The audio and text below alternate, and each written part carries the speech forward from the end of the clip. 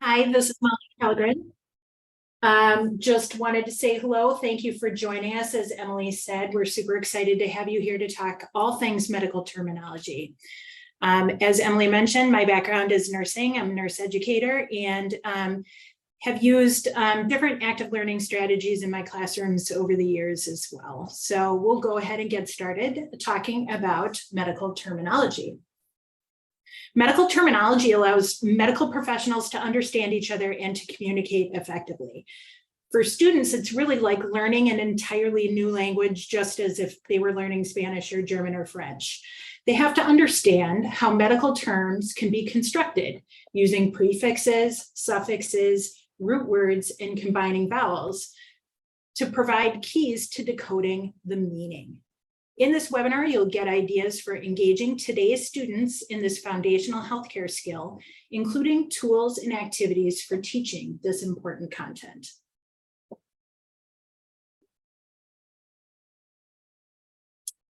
Okay, so here's our agenda for today. Do you want to go back to the agenda? Yeah, there we go. First, we're going to talk about the actual audience of teaching Gen Z. So what do we look for, the traits of that particular student population? Then we'll talk about teaching tips for making medical terminology come alive. It's not the most exciting topic in the world, so what can we do to make it interesting for our students?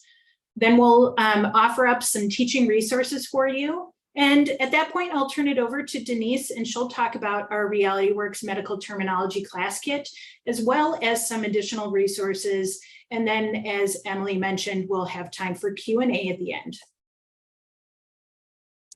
Okay, so let's talk about Gen Z. Generation Z, they prefer their content in snackable chunks, bite-sized pieces. They're looking for nuggets of information that can be quickly consumed, understood, and shared. There's research that shows that these small bits of knowledge often create deeper meaning through references to shared stories or experiences. In other words, it works for them. It works for how they learn. The link that you see at the bottom of the screen there is to a helpful blog, Creating Snackable Content for Generation Z. It gives some good insight and examples of what we can do as educators to resonate with Gen Z students. Some more resources related to teaching Gen Z students. So the first, Overcoming the Most Common Mistakes Educators Make, Leading Generation Z, offers a 6-step game plan for teaching these students. It's a great resource. Teachers Meet Generation Z. This is an article that shares that Gen Z learners are the first ones to tell you that their attention spans are short. They are fully aware of this. They know that they feel constantly wired and connected, and that they need multiple senses stimulated to be able to engage and learn. But these kids can utilize even short attention spans as long as we can tailor our teaching to meet that. Learning from Gen Z, Training for Today's Workforce is an article that includes many insights into the strengths of this generation. They have a lot to offer, and we can learn from them to tailor our teaching to meet their needs. We can learn to offer bite-sized learning. The key takeaway is to provide that learning, that micro-learning, to deliver training in smaller chunks so learners can more efficiently, can more efficiently and easily digest the information and more quickly close the skill and knowledge gaps. So here's a chart. You've probably seen something similar in your own experiences, but it really just outlines the traditional traits that we see in generations. And it just shows that Gen Z, how they like to learn. They like visual communication using technology. They like interactive. They like bite-sized. They like hands-on learning. So we can do those things to most effectively teach this student population. So let's talk now about how to take a subject like medical terminology, which, as I mentioned before, is really a pretty dry subject. How do we make it come alive for our students? The key for making any topic more interesting and engaging is for us as educators to get back to what we learned in school about how to teach, VARK learning styles. There are tons of free questionnaires out there if you're interested in polling your classes to see how your students identify in terms of their preferred learning style. But when it comes right down to it, it actually might not be necessary, because you will undoubtedly have a mixture of learning styles in your classroom. So if you make a point of mixing in each of the 4 components, you will find that even the driest of subjects becomes more interesting and engaging for students, regardless of what their identified learning style is. Talking specifically about medical terminology, the visual and read-write components are the most commonly found methods for teaching this content. The students are reading about word parts and what their meanings are. They're writing those words out on worksheets, for example. But to really make medical terminology come alive, don't forget the other 2 learning styles. The auditory component is so important. One of my pet peeves when I was teaching nursing was mispronunciation of terms and medications. I was the annoying one who would make the students repeat the words over and over and over until they got the pronunciation correct. So what's a creative way to incorporate this in your classrooms? Could the students record themselves and evaluate each other's pronunciation? Could you do a role play in class that requires students to speak using medical terminology? These are activities that are very commonly found when learning a foreign language such as Spanish or German or French. So why not do it in medical terminology as well? In this area specifically, the more practice students get, the better. And lastly, there's kinesthetic. What can they physically do in the classroom to help cement their learning? How about splitting the class into groups to play games? Display a definition of a medical term, and the students use index cards with pre-printed word parts to create the medical term that goes with that definition.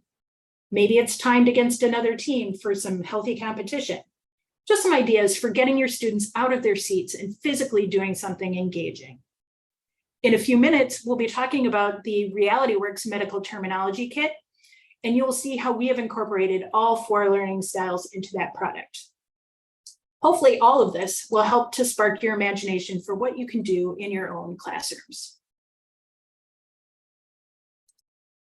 So we're going to now take a look at a few free teaching resources for you, both medical terminology and otherwise.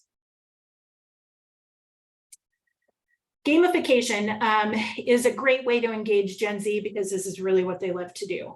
It's kind of a buzzword right now, but it's a really fun way to get students engaged for repeated learning. The link above, kpkpkp.com, will take you to a form to fill out from an educator who has used gamification for their math classes. And they do a presentation about the results that they've gotten, the process that they went through, and the results that they've gotten. And it's really, really impressive. I highly recommend that. Another resource is the article referenced, at the bottom of the slide here is an article by Layla Meyer. She writes about 4 different ways to teach with video games. And it was really inspirational for me. It's really worth checking out. So a couple of resources there. Okay, so specifically related to medical terminology, here are some more resources for you. 14 lesson plans from Thompson High School. This has worksheets for 14 different lessons related to medical terminology. The second link is lesson plans. So activities related to different ways to make medical terminology an active learning in your classroom. Quizlet is probably a resource that you're familiar with, flashcards. So a great way to learn the meanings of those medical terms. And then Sporkle is a great site. This has literally dozens and dozens of online quizzes just related to medical terminology. So students can keep track of the quizzes they complete. Maybe if they complete 10, they get some extra credit points. Maybe you assign them based on the topic of the quiz related to the content that you are teaching. They can record their scores and the amount of time it took them to complete the quiz.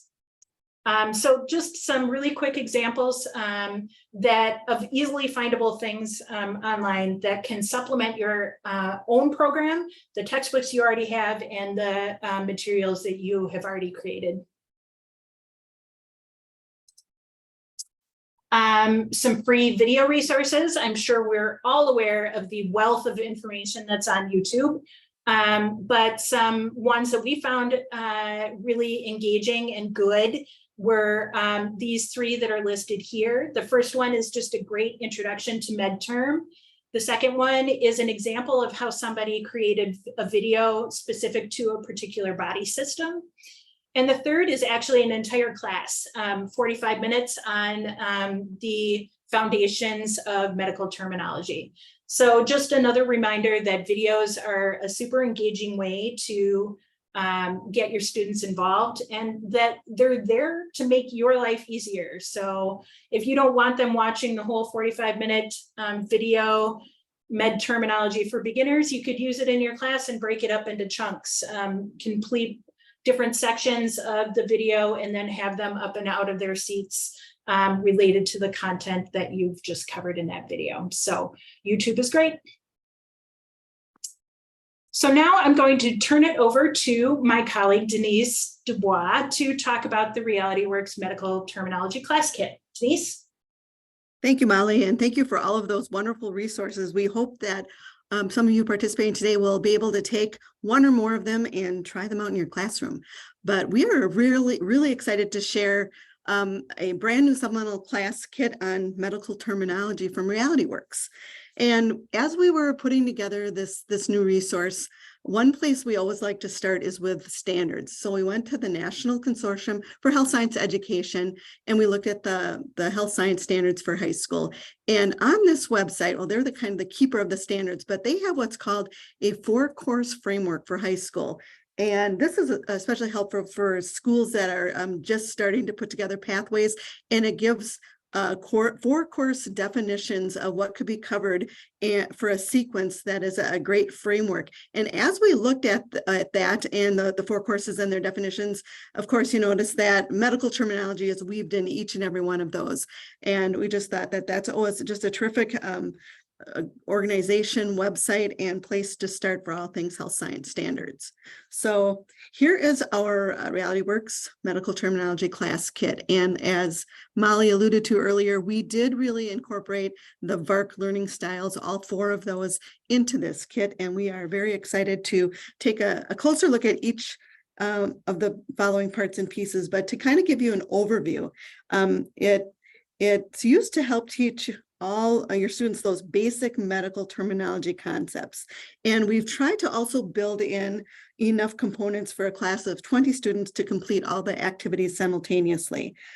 So we have hands-on learning through terminology blocks. And again, we'll be taking a look at each of these components a little bit more in depth following this slide. But the blocks are that hands-on, where they're building and they're constructing and deconstructing words for prefixes, suffixes, root words, and combining vowels. All of this comes with a very robust curricula. There are 17 different lessons that introduce students to the basics in the first 4 lessons of, again, those root words, prefixes, suffixes, and so forth. And then there is 1 lesson on each of the body systems and all of the terms that go with each system. We've got some online content. We've got an online platform where your students will have access to 2 different things. They'll have some online flashcard sets that are available for each of the lessons. And we also have what we call context cards. And Molly talked a little bit about the importance of correct pronunciation. So we will be explaining just how you use those context cards, but it's where students, orally read a paragraph that has words embedded into it that are part of the lesson. They are able to go to the online resource and hear it back to make sure that they're pronouncing everything the correct way. Students are given a student glossary. It's a takeaway thing that they get to keep, and that's where they record and write down all of their own definitions in their own words that go with each of the lessons of those 17 lessons. We do also provide printable flashcard sets that go with each of the lessons as well. If you would rather do old school where you want to print these out and give each student their own set, you can certainly do that as well. And then we have a hard copy of each context card. There are 5 cards that go with most of the lessons. So students will have many opportunities to be reading out loud medical terms in their context and making sure that they're getting the pronunciation right. So let's certainly take a look at some of the things up close. We're going to start with the curricula. And like I said, there are 17 lessons, and you can see that the first 4 kind of build the foundation, if you will, for just what medical terminology is and how you can build words from the different word parts. And then we get into each of those bodily systems. What's nice about a supplemental kit like this is it's not just a one and done. If you are doing different units in different areas on possibly cardiac, you could take out the lesson here on respiratory, or if you're doing anything special in biology and parts of the body that correspond to this medical terminology lesson, get it out and teach that lesson in tandem with what you're doing. And it's a great little supplemental way to use the kit more often in your classroom. So when you teach a lesson using this, we have a specific template, lesson plan template that we use for all the lessons. So once you teach one lesson, it's very comfortable. You'll get to see how the flow works. There are basically 3 different main sections to our lesson plans. We begin with a focus section, and it's a way to engage your students, get their attention, and get them involved in the content. It's usually first 5 to 10 to 15 minutes. And then thereafter, you go into what we call the learn section, where you're learning those main objectives. And in this case, students are learning, they're recording some of the definitions in their glossary. They're getting some flashcard practice. Perhaps you're signing some of those context cards. So you're getting students exposure to the medical terms in that lesson in many different ways. And then the review section, which is that 3rd and final section of the lesson, that's kind of a nice wrap up, might be a brief quiz on the topic.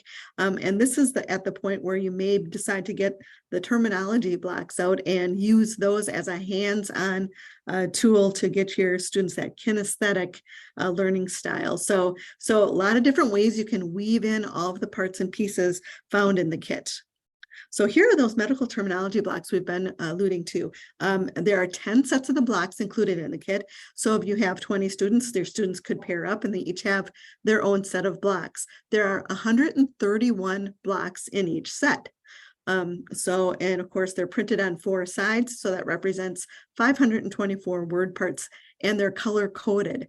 So you've got prefixes are light green, suffixes orange, root words are blue, and combining vowels and symbols are yellow. There are instructions provided in the kit that will be suggestive of multiple ways that you could actually use the blocks. They're very customizable, very flexible in how you would use them, but it's been great fun to see students get all of these blocks and then start to put things together, tear things apart. Just a fun way to make this topic very, very engaging. And we do provide you with that master list of words. We've come up with 835 words that you can construct with these blocks, but we know that that is not all inclusive. I am sure you or your students are going to find even more that you can add to that list and keep it growing. But we do provide you at least with something where you have an idea of what you can build with those blocks. And here is just a sample of a few pages of those 835 words that we have found that you can build with those blocks. So here's that student glossary that we were talking about. And this makes the learning very personal for students. They're given the word, the root word, the suffix, or the actual vocabulary word in each lesson, but they are tasked with writing their own definition in their own words. We don't want them just memorization or copying down something from us. We may provide that, but we want it to put them in terms that mean something to them. They can even draw pictures if they want. So there's some blank space at the end of each lesson that they can do additional words that perhaps we haven't thought of. But at the end of the medical terminology, at the end of the 17 lessons, they're going to walk away with their own student glossary that they can take with them and keep adding to throughout all of their coursework. Here's those printable flashcards we were talking about, and there is a set of printable flashcards with each lesson. So the terms that go with that lesson, you can go ahead and print those out. They can be cut apart, and you could provide those to each of your students. That way they would have their own flashcard deck, or you could think, pair, share, pair your students up. Maybe they share a deck between the two of them, but there's definition on one side and then the word on the other. And again, we give instructions for a whole class method of work, a small group method, as well as individual.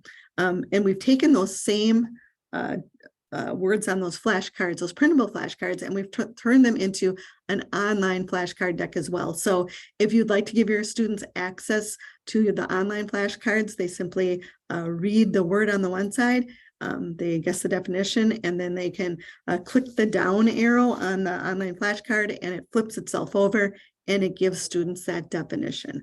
So there's two different ways that they can have access to those flashcard decks, and the teacher can decide if they wish to give them access to both, one or the other. But again, we make it very customizable to what works for your program and your students. And then here is the context card we were talking about earlier. There are 65 of them, roughly 5 per lesson. And we've embedded anywhere from 4 to 6 different terms from that lesson into a paragraph. Students read that paragraph aloud to themselves, with a partner, to you, and then you could read it back to them if you're doing it as a whole class thing. You could put this context card up on a document projector so they all could see it. But another way that you have access to these context cards is through our online platform as well. Each lesson has 5 context cards that your students can access. They go to the URL that we give you, and then they access the card for that lesson. They can read the card aloud, again, to themselves if they wanted, for some practice, individual practice, and then they click on the icon at the top of the card and it's read back to them. So they're able to hear it, and then if more practice is needed, they can repeat it again, listen back again. So that's, again, one of those auditory or oral learning styles that will help your students not only be able to read and construct the words, but also to be able to speak the words in the right context. So if all of that sounds really good to you and you're very interested in it, we've tried to make it very easy for you to get a personal quote and more information. And if you scan this QR code, this is a way for you to get a personal quote for this package. There's also more information on our website, realityworks.com, specific to this product. You can get a curriculum sample. You can get workbook samples, glossary samples. Samples of most of the things I've shared with you today are available on the website. So a great place to go for more information. So that was Realityworks' new supplemental kit, but we've got a few more things that we'd like to share with you before we open it up for Q&A this afternoon. First of all, we do webinars on a regular basis like the one today. And if you like what you're hearing today and would like to search for more webinars by us, you can go to the website on the slide and you will find an upcoming webinar schedule. It's just loaded with stuff right now into the next few months. We also archive everything and record everything that we do. So you can also go to the archive section of our webinar place on our website, and you will find just dozens and dozens of topics related to all things health science and healthcare. So a good place to go.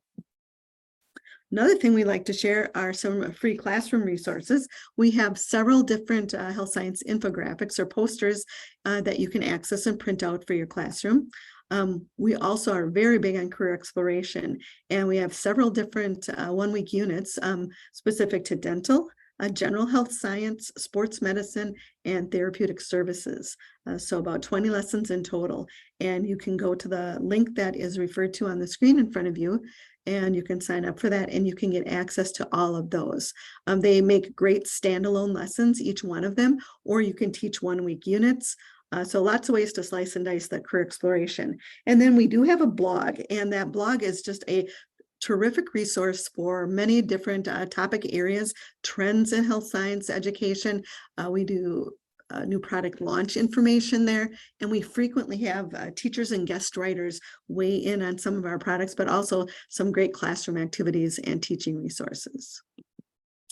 And then we also are very, very busy on our social media. So we would point out that we have Twitter and Facebook and all sorts of things. So if you've ever wanted to check us out on social media, we are there.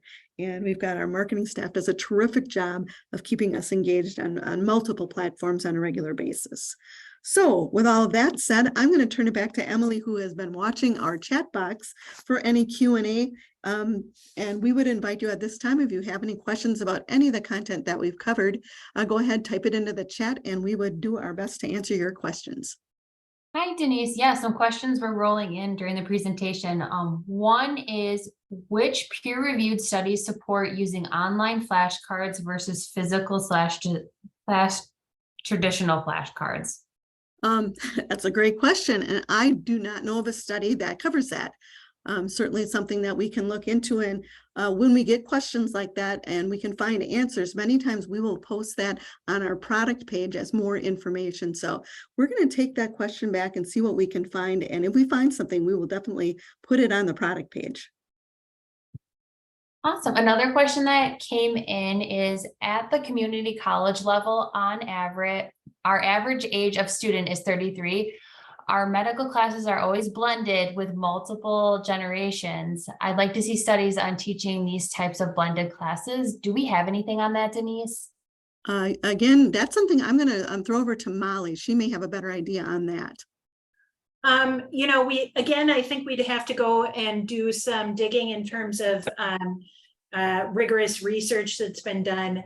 But what we do know about, even if you have a lot of Gen Y and Gen Z mixed into your classroom, that they do have a lot of commonalities between the two of them in terms of, they want to be interactive, and they understand technology, and they want to make sense of the topics that they're learning in terms of, why am I learning this, and why does it need to be taught to me?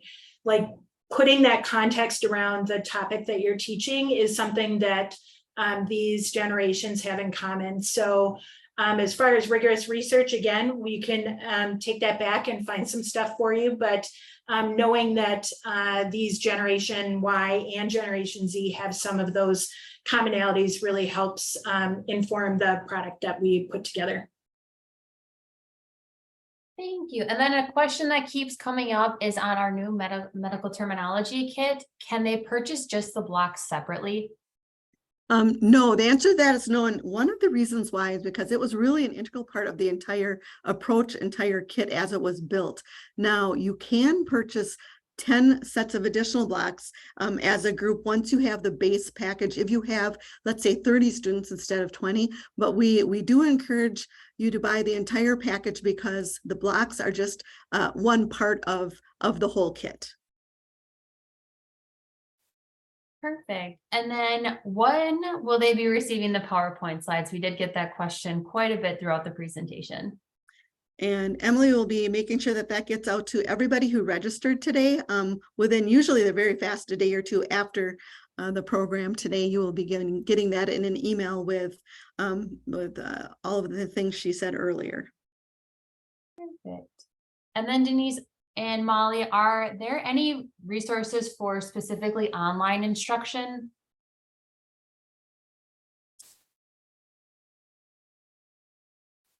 like online courses on medical terminology, perhaps?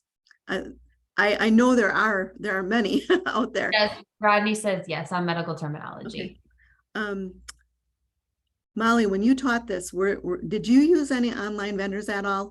My time in the classroom was before COVID, so there wasn't as much of a push for the online components back then. But I think you could adapt some of these items to being an online.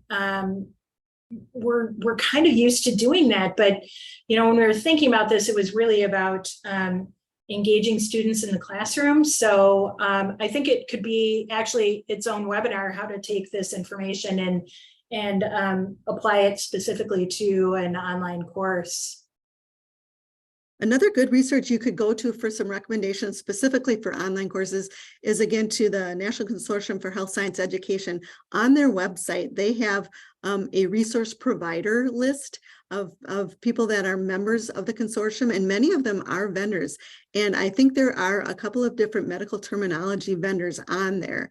And if you still want more information, you could certainly reach out to the consortium, because they're your go-to to answer anything health science education, and they would be a really good resource. It's a great idea, Denise. Thanks. Perfect. And then we are getting the question, how much does the kit cost? The kit is $19.99. That is $1,999. And you will find all of that information on the product page on our website.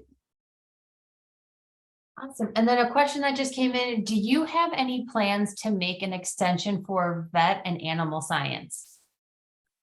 Very interesting that came up, because we are in fact looking at this for not only that, but for a few other pathways that people have been interested in. Dental has been one that's been suggested to us, but yes, the vet science. So we are looking at other niche areas for a similar type. We don't have anything set in stone yet, but we are certainly very interested in knowing that teachers like this approach.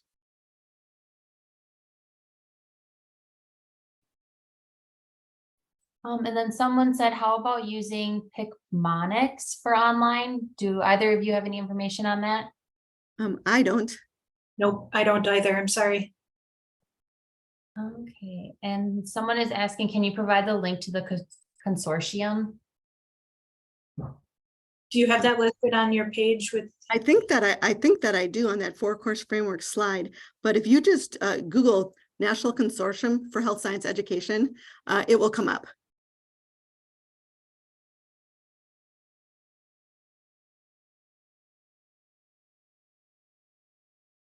All right, and then one last question that came in. Do you have any suggestions or resources in reference to shortening the medical term definition, since most of the definitions in the book are extremely long?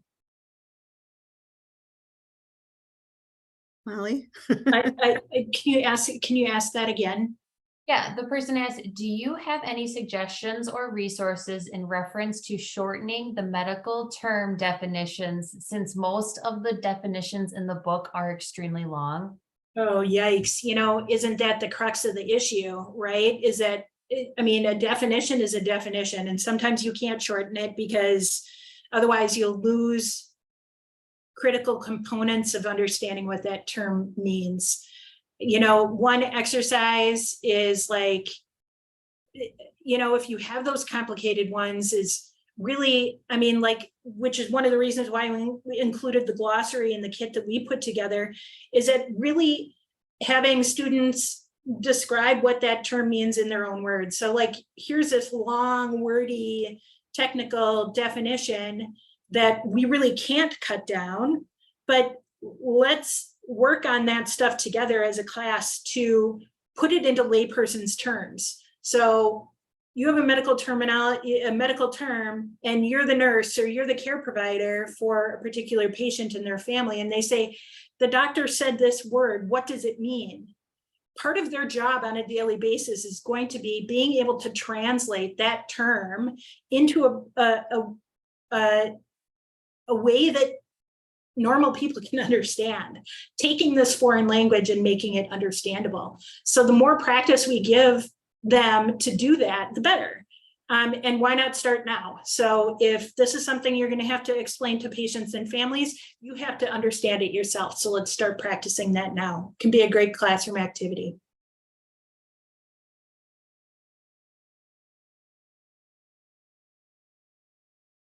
All right, and then somebody did say, Ronnie did say I was the veterinary technician prior to going into human nursing. The information here is very similar to vet med. So for that question on vet science topics as well. Terrific. All right, and I'm not seeing any additional questions coming in. Just a reminder, you will be receiving a link to the PowerPoint as well as a handout, including all of the links that Denise and Molly did go over today. For those of you attending live, you will receive a certificate of completion and a link to the recording, and you will see that in your inbox within 24 hours after the presentation. And that, I'm not seeing any other additional questions, Molly and Denise. Thank you so much, everybody. Yeah, thank you, everyone. Thank you for your time.